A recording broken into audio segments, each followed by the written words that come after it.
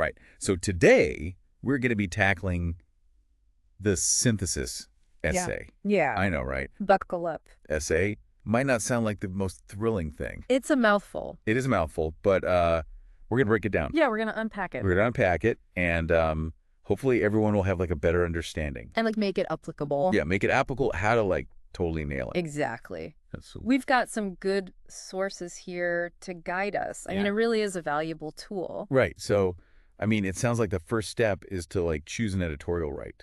Yeah. To like dig into. You got to find an argument. Yeah. You really want to get into. And it mentions being careful about source reliability. Yeah. These notes specifically recommend using ABSCO and JSTOR. Yeah, that's key. I mean, those are like the, Right, because you want to make sure you have high-quality sources Yeah. to back up what you're saying. Things Mhm. like JSTOR and ABSCO. So we've got our editorial now. What? So this is where it gets interesting. Okay. You're not just summarizing the editorial. Right. You're thinking about it critically.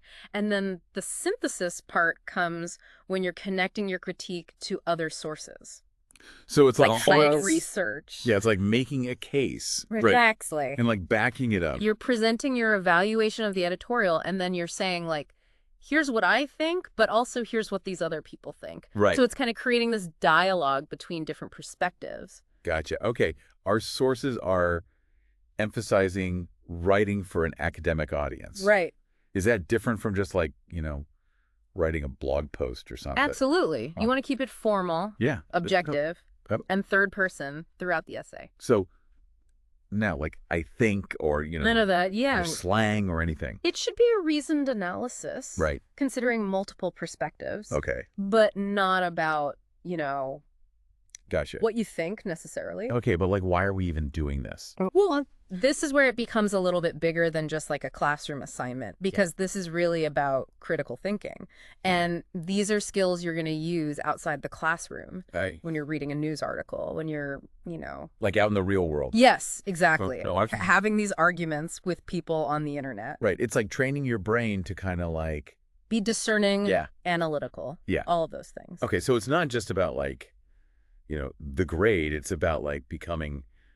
A sharper, more critical thinker. Yeah. And that leads us to the scoring. Okay, let's talk scoring. Let's do it. What makes it stand out? Yeah. What are they looking for? What are those graders looking for? Yeah. A clear and compelling thesis statement. Okay. So this is like your main argument. So that's like the roadmap for the reader. Exactly. Okay. And it needs to be supported by evidence from both the editorial Yeah. and your outside sources. And speaking of evidence, I'm guessing the sources need to be like. Top notch. Yeah, exactly. Credible and relevant. Yeah. We talked about ABSCO and JSTOR. Right. Those are going to be your friends. So clear thesis, strong sources, anything else they're looking for. Well-developed body paragraphs. Okay. And this is where you get into the specifics. Right. So you're going to focus on a specific point. Yeah. In each paragraph. Mm-hmm. You're going to present your evaluation. Right. Back it up with evidence. I imagine it's not just like summarizing, the editorial and the sources. It's like connecting the dots. It's synthesis. Yeah. It's weaving it all together. Okay, thesis, body paragraphs, anything else. The conclusion. Okay. Yeah. Tie it all up. Okay, so it's sounding like a regular essay.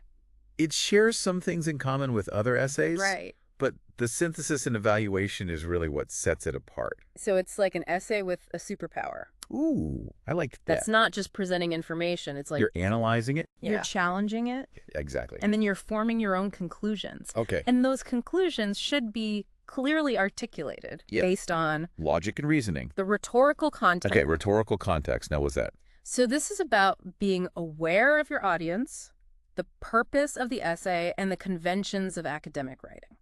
So it's like, understanding the rules of the game, so to speak. Yes. Okay. Right. And playing by the rules. Yeah. While also bringing something new. Gotcha. Okay. This is all making sense. Good.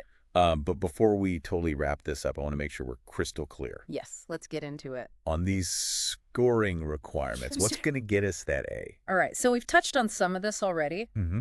A clear thesis, Mm-hmm. well-developed body paragraphs, strong conclusion, and using your sources correctly. Can't forget MLA format.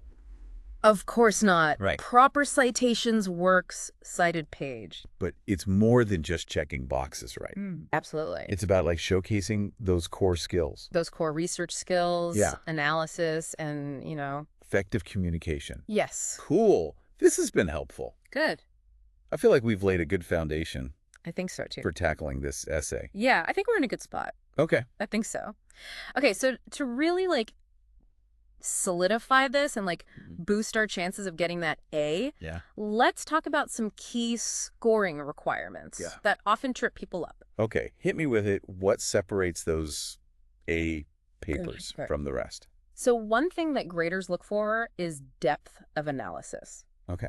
It's not enough to just say, like, yeah, I agree with the author or disagree with the author. Yep. You need to actually dig deeper and really consider, like, what their argument is, how they're actually, creating that argument. So it's not just what they're saying, but how they're saying it. Exactly. Like, what kind of language are they using? What evidence are they presenting? Are they appealing to your logic and reason? Are they trying to make you feel some type of way? Oh, so we got to put on our detective hats. Exactly. And, like, really analyze their techniques. Exactly. And remember those keywords from our notes. Oh, yeah. Things like evidence, statistics, logical appeals, ethical, accurate, flawed claims, ethos, pathos, logos, all of those things. All those good Greek words. Yes. Okay. Those are all clues that are going to help you unlock a deeper understanding of their argument. So we're looking for those, like, subtle cues. Yes. That tell us what their strategy is. Exactly. And then once you've identified those strategies, you can start to evaluate how effective they are. Okay.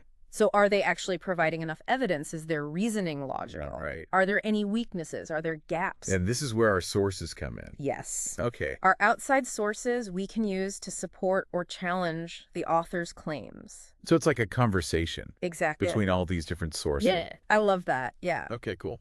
And remember, those sources should be chosen very carefully. Right. So it's not just like throwing in any random quote that like kind of supports. It needs to directly support their analysis. Gotcha. And it helps you to build that strong case. Okay, so speaking of building a strong case, let's talk about clarity and conciseness. Yes. Okay, so it's not enough to just have like brilliant ideas. Yeah. We need to like communicate them well. You got it. Okay.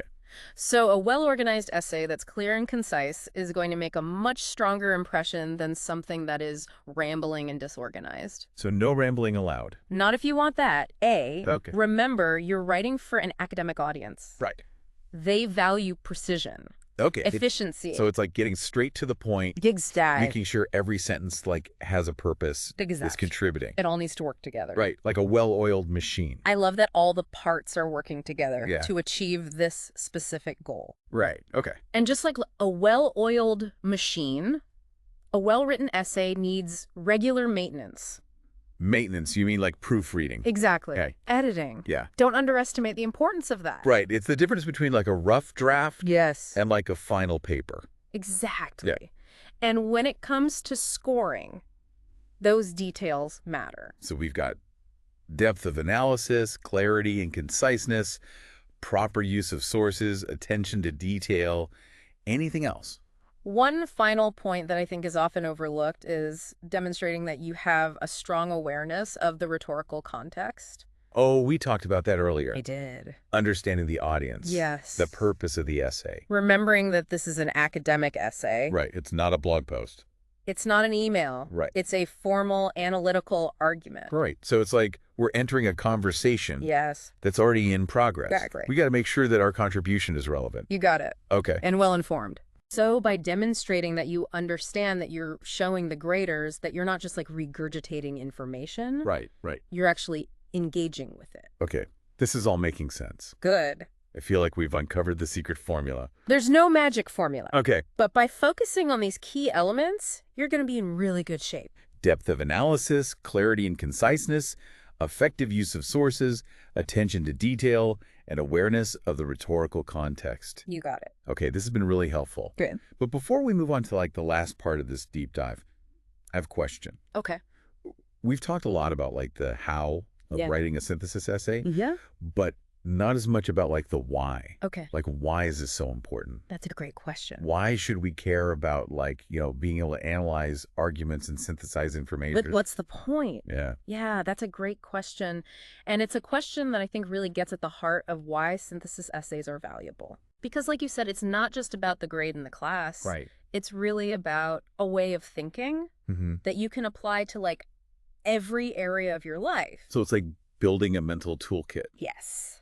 For processing all of the information. Exactly. All the arguments, all the claims. Yes, think about how much information you're taking in every single day. Right, constantly, through like every direction. From everywhere. You're on the internet, you see news articles. Social media, advertisements. Everywhere. Everywhere you go, someone is trying to convince you of something. Right. And so being able to critically evaluate those messages, assess the evidence that they're giving you, and then form your own conclusions based on that. It's like we're information detectives. Yes. Like sifting through the evidence, trying to figure out, is that true? What are they trying to sell me? Right, yeah. Is this accurate? So the skills that you hone in a synthesis essay, you know, analyzing arguments, evaluating evidence, considering multiple perspectives. Yeah. Those are the skills that you need to be a good citizen, a smart consumer, you know, a successful professional. Yeah. All of those things. It's about thinking for yourself.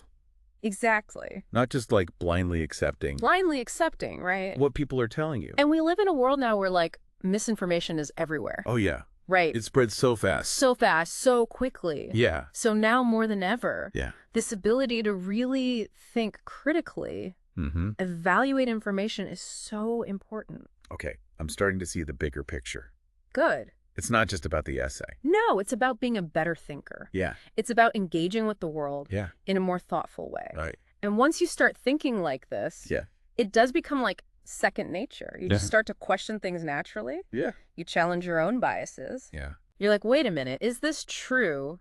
Let me go find some evidence to support this belief that I have. It's like we're upgrading our brains. Yes. To have this critical thinking filter. Yes. That helps us process all this information. I love that. That is a great way to put it. Right. You are essentially upgrading your mental operating system to be more intentional about how you think. Right, yeah. How you form opinions. This has been eye-opening. Good. I'm glad. I'm seeing the synthesis essay. In a new light. Yeah. Good. It's not just an assignment. It's training for your brain. Exactly. To be a better, stronger thinker. So as we wrap up this deep dive, I have a final question for everyone listening. Hit me. How can you apply these principles of critical thinking and synthesis to your own lives? Ooh, that is a great question. Like beyond the classroom. Beyond the classroom, yeah. That's a great question to end on, I think. Yeah. I would say start paying attention to those arguments that you encounter every day. Yeah. Don't just passively take in information. Right. Be active. Yeah. Ask those questions. Yeah. Challenge assumptions. Yeah. Find evidence to support your own beliefs. And don't be afraid to disagree. Yes. If you see something that you know. Respectfully disagree. Right. Respectfully. Yes, but don't be afraid to say like, wait a minute, I don't think that's quite right. Yeah, I'm not sure that adds up. That's exactly. Okay. Critical thinking is all about engaging in these thoughtful discussions. Right. Where you're backing up your opinions and beliefs with evidence. And maybe just being open to like changing your mind. Ooh. Yes. When presented with new information. Yes. That's compelling. That is what it's all about. Being willing to learn and grow and change as a thinker. Awesome. Well, on that note, we'll leave everyone to ponder those questions. Yes. Thanks for joining us on this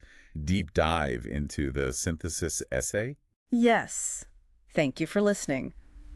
We hope you leave feeling empowered. Absolutely. To not only write a great essay, yes, but to become a more insightful thinker. A more discerning thinker. Yeah, exactly. In all parts of your life. Until next time, keep diving deep. And keep those critical thinking skills sharp. Yes.